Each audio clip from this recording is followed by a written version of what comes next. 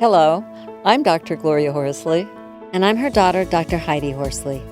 Heidi and I want to welcome you to Open to Hope Conversations, the podcast. We believe that the greatest gift you can give yourself after a loss is hope, using this moment to connect with others who have not only survived but thrived. So let's get started.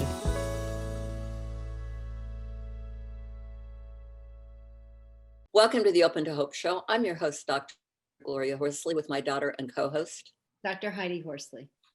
Well, Heidi, we are going to talk today about dealing with grief on a daily basis. And I think this is important because with grief and loss, it's a day-to-day thing, isn't it? Yes, and sometimes it's hour to hour. Right, exactly, hour to hour. So introduce our guest today because she has got some great thoughts on how you can get through those days. Okay, Mom. So we're going to be talking today, as you said, on dealing with grief on a daily basis. And our guest is Sharon Ehlers. And Sharon is no stranger to grief and loss. She lost her best friend and former fiance to suicide. And just 4 years ago, her dad died. She is the founder of Grief Reiki, an award-winning author, a grief educator, and a death midwife. Welcome to the show, Sharon. Oh, thank you so much to both of you for having me. Yeah, it's great to have you on. And give us your take on grief and loss. What is your thought about it? Well, I think if you'd have asked me maybe about 8-10 years ago, I would have had a very different idea than what I have today.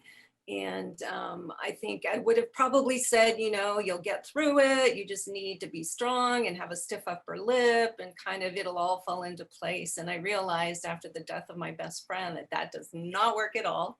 I'm an engineer by trade, so I tend to be a little bit more cerebral. And I thought, well, I'll just read it. If I read about it, then it'll just fix itself. And I think suffering through those losses, I realized that it is not like that at all. It is a day-to-day, hour-to-hour, sometimes minute-to-minute kind of thing. And you can't be in your head about it. You have to feel it. And that was really difficult to do, is to feel those emotions and allow yourself to be vulnerable, to allow what I say, your body to actually weep, right? To weep and let those emotions out. Ooh, I love what you just said, vulnerable. Wow, that's the word I think. It is allowing yourself to be vulnerable. Does that resonate with you, Heidi? Absolutely, yes. And I think that when there's other stress in your life, it really triggers waves of emotions. And you're like, I wish, my dad was here or whoever died was here. So yeah, it's a very vulnerable feeling to be grieving. Mm-hmm. So tell us, what about that vulnerability, Sharon? How do we deal with that? Well, I think the most important part, at least from what I've learned and what I've been trying to help other people do, is to recognize that it's okay to feel that way. It's okay to be vulnerable. It's okay to be on that roller coaster. We're in our typical work environments where we try to, be strong and have that stiff upper lip every day. And I went for 2 years working, I don't even know how many hours my boss said I worked to try to get through it and not be vulnerable and not have not be that person and have all those emotions that I was feeling. And I think when you realize that the only way that you can move through each minute, each hour, each day, is to let whatever you're feeling be present with you, hold space for it. If you feel like crying, allow yourself to cry. If you feel like screaming, if you feel like going into your bedroom and putting, the covers over your head, and just respecting that that's where you're at each moment during your grief journey. I think that's the most important thing, because we tend to fight it, right? We fight it like, I've got to be strong. I can't cry. I can't let anybody know that I'm having a tough time. And in reality, the human thing to do is to allow that wall to come down and just be where you are at that moment and allow yourself to feel what you're feeling. I think that's important. So you talk about 3 areas: physical, emotional, and spiritual, right? Yes. When I'm having that vulnerability, what can I do? And it's too much for me. I mean, I've done enough. I can't sit around with a blanket over my head all day. Right. Well, I think you need to find those things that work for you. And because everybody grieves differently, because everybody's loss is experienced in a way that's unique to them, you have to find what works for you. And for me, like I said earlier, what I did is I started out by reading, trying to be educated and cerebral, and found that didn't work. It's when you let down your guard and you look at it not only from an emotional perspective, right? Like, how am I feeling at this moment? That's okay. I'm allowed to feel that way. From a physical perspective, how are you holding on to the grief so it starts to manifest in your body? I know when John died, who was my former fiance, I literally felt like my heart was going to break. And I thought, I am going to have a heart attack. Literally, I ended up in a cardiologist's office saying that I felt like my chest was going to just explode. And she checked me and she said, everything is fine. So obviously I was holding on to the grief physically. So understanding how the emotions affect your body and the things that you can do, whether it's getting outside and walking. I'm a Reiki practitioner. I found that practicing Reiki on myself, a couple times a day was very helpful. Breathing, that's another big thing. We tend to hold our breath physically when things are tough, and we tend to grit our teeth and hold on to it. But taking the time to sort of, put yourself in a place of peace. And then I think spiritually, we struggle with, how grief affects us spiritually. And for some folks, they shut down, and that's normal.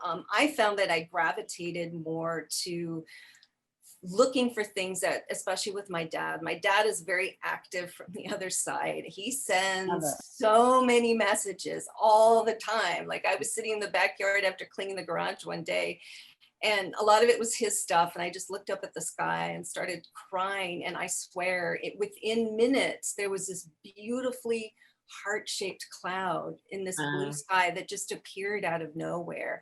And I found comfort in that. So I think keeping your mind open to the spiritual side of things is very important as well. I think my greatest peace in noticing those little things, the lights flickering or whatever it was, and knowing that my dad was still around. I think that brought me a bigger sense of comfort, and really helped me to heal moving forward. So paying attention to the emotional, physical, and spiritual, I think, is very important as an integrated. And being open to the signs. I wanted to backtrack a little bit because you said that you did Reiki on yourself. Now, I am not a Reiki person. I don't know that much about it. My mom is a Reiki master also, so you both understand what that means. But how would you do Reiki on yourself? I don't know what that would look like. I think for people who haven't gone through the classes and taking Reiki, it's very simple, right? And it's all about the fact that the energy in our body needs to be moving freely. If it doesn't, if it gets stuck, we get stuck, and the body can manifest. And the biggest place where it tends to get stuck, especially for grievers, is in the heart area, heart and lungs area. You see grievers with a lot of, chest pains or bronchitis or, lung problems. And so you don't have to have taken any kind of Reiki classes. All you have to do is take your hands and just place them over your heart. Oh, I love that. And just allow your heart. I used to do this at work. I would escape from my desk and go into the ladies' room and just sit there and just kind of, just feel your heart, and send it love. I mean, it's no bigger than that. It's something that's very simple to do. And I made sure that I stopped during the day and just did something very simple to kind of bring myself back to, being in touch with my body and just sending all the love and energy that I had, to help me keep myself balanced. I know one of the things that you say too is that you've got to take action. I mean, you have to do what works for you, but in order to find what works for you, you have to take action, right? Exactly. I spent 2 years of not doing anything, not taking any action, trying to think my way through it, trying not to feel anything. And I ended up taking a class, the grief recovery method. I ended up taking that class, and it just burst open all of these things for me. And after that, I thought, I can be stuck in my grief forever. I mean, and I really don't want to do that. I was in a suicide survivors group after John died, and there was a woman in there who had been going to support groups for 25 years. And I'm not saying that that's wrong, but I know in my own mind, I thought, I don't want to be doing this for 25 more years, there's got to be something that I can do, no matter what that is. It doesn't have to be some big flamboyant thing like writing a book, and can be just as simple as taking time for yourself every day and putting your hands over your heart, or going for a walk. I found that if I got outside, nature was very healing. And maybe it's just walking to the end of your driveway, right, at first, and then next going to the end of your block, and then maybe going around the block. So taking baby steps and just finding those things that bring you a sense of peace, I think, is very important. Otherwise you get stuck, right? You get stuck, and you need to consciously want to take the action to feel better. And it takes time, for sure. Now, Sharon, I know that you went on a grief cruise last year before COVID, right? Yes, I did. What did that do for you? Oh, it was amazing. We were speakers, but we were also present because we had significant losses in our own lives. And well, I'd never been on a cruise, so that was the first time for me, and I loved it. I mean, Well, there you go again, doing something different. I love it. Yeah. Exactly. And I think being with other people who are going through the same thing was very, very healing. We had a gentleman who had just lost his wife, and his daughters had said, you're going on the cruise, Dad. And he's like, I don't want to be here. I'm too sad. And just holding space with him, he was so thankful that he had gone, right? Like, he was so thankful that we were able to share those emotions with each other and validate that they were normal, and when you hear that other people are going through things that you think maybe you're the only one, having somebody else say, well, you know what, I felt that way too, kind of makes you feel less alone. And so it was a beautiful experience. We had a memorial at the very end. It was just a really beautiful experience in a beautiful location. This brings up peer-to-peer support. Do you want to talk about that a little bit, Heidi? I'm actually having some peer-to-peer support right now. I have a counselor from CARA, which is our organization in Palo Alto, California, and he meets with me for an hour once a week, and it's great. And he's like me, he's a bereaved parent and a bereaved spouse. So it's really, CARA's gotten a very good match. But how do you talk about peer-to-peer support? I think people really need to know about that. Well, I mean, like Sharon said, being with other people that have had a loss is really healing. And I mean, the compassionate friends, has been really important for me because I'm around other bereaved siblings. So they understand what it's like to have the death of a sibling. And now I'm starting to reach out because my dad has just died, to other people like Sharon that have had fathers die, because that's unique in and of itself too. So yes, I think what peer-to-peer support does is it normalizes what you're going through. Sometimes you think it's not normal. Am I going crazy? Is something wrong with me? And when you're with other people, they're saying, no, I've experienced the same thing. This is a normal thing. When Sharon's talking about signs, I loved it from her father, because I'm getting a lot of signs from my father. My mom's getting a really lot of signs from her husband. And, you're normalizing that for us. It's like, yes, other people get signs. Mm-hmm. So I think that, I feel like people understand. And I love the idea of the cruise, because you can have fun and you're doing ritualistic things, and people can also understand what you're going through without even talking about it. Just being in a room with other people that have had this, losses is healing. Mm-hmm. So I also wanted, Sharon, could you talk a little bit about what's a death midwife? I read about it, mm-hmm. and I actually think it is very needed and quite amazing. So I wanted you to explain, having my husband just pass away, I understand how important it is to have advocates. So talk about that, will you? So it's interesting. A death midwife is somebody who helps people prior to death from a planning perspective, right? Getting all their affairs in order, determining what their, there's a health directive, but there's also a death directive. Like, what do I want when I die? How do I want to die? When do I feel like it's time for me to, stop medication or whatever? And then post-death, so it's prior death, during death, and then post-death, helping the family, not only with grief work, but also with, funeral preparations. The group that I was trained with does home funerals, being a home celebrant funeral director. You can do all of these things. And the reason I took the class is I was with my dad for a month in the hospital before he died. I watched what he went through and I didn't understand it, right? Like some of it I thought I understood, some of it I didn't. And so afterwards, I took the death midwife certification to better understand death and see if there was other things I could have done. I mean, we kind of go back and do the woulda, shoulda, couldas, but it brought me a sense of peace because I understood more about what somebody goes through when they're dying. And I felt less helpless, right? Like I felt less helpless. Like I could have done this, I could have done that. Now, moving forward, I live with my mom, she's 87. We've talked about death more. We've talked about what would you like? Where do you want me to stop, right? Like stop the doctors coming in, stop the medication, stop the fluids, whatever. And so we've had those conversations. So it's not as scary.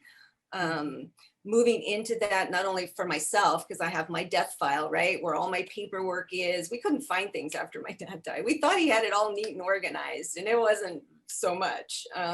So this has given me an opportunity not only to be more prepared for my mom, but also to be prepared for myself, right? So that I leave my kids, I have 3 children, I leave my children a legacy of clear guidance about what I would like and what I don't want, right? When I get to a point where it's time for me to go. So I really did it as a result of my dad.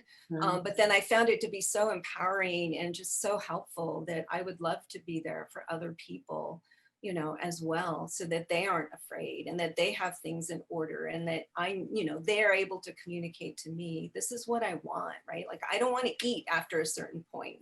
Like, that's okay, right? Put it down so that the family knows, so there's no squabbling or difference of opinions. Well, also, I would think, Sharon, if your mom is directing these things, you're not going to feel as guilty. Exactly. Because she's the one that wanted you to do it. So if she's saying, okay, I don't want to eat after a certain time, it would be hard for me as a child not to stop feeding my parents, But if it had been my dad's directive, then I'd be saying, well, he's the one that wanted it. Yeah. So I like that idea. It takes some of the guilt away. Do you know one thing that really comes up for me, Heidi, is that Sharon is again taking the step, taking the risk, finding another activity, finding another place to take the loss energy. And that's an area that works for you to become a death midwife and being able to take that risk of finding different alternatives. After my son died, I had a long journey. I studied the Enneagram and did the work of Byron Katie. And there's so many different ways people can go. Some people write books, some people write music, I don't know. What are some other things, Heidi, that you have seen people do? They change their grief, they change their career trajectory. Mm-hmm. I mean, I was in fashion merchandising when my brother died, I was only 20, and I'm a psychologist today that specializes in traumatic loss. I mean, that's 100% because he died.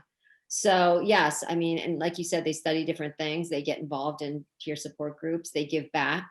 I think once we give back and we're of service, like you were, Sharon, on the cruise, I mean, that's when your healing really begins, and you take a different role when you're in these peer-to-peer support. All of a sudden you're giving back and letting other people hold on to you because you're further down the road in your journey. Mm-hmm. Well, Sharon, could you tell people how to get a hold of you? And I know they're going to want to get a hold of you to hear about your death midwifery, to hear about your Reiki. I know you do online things. As for me, I'm at Grief, and it's -Reiki.com.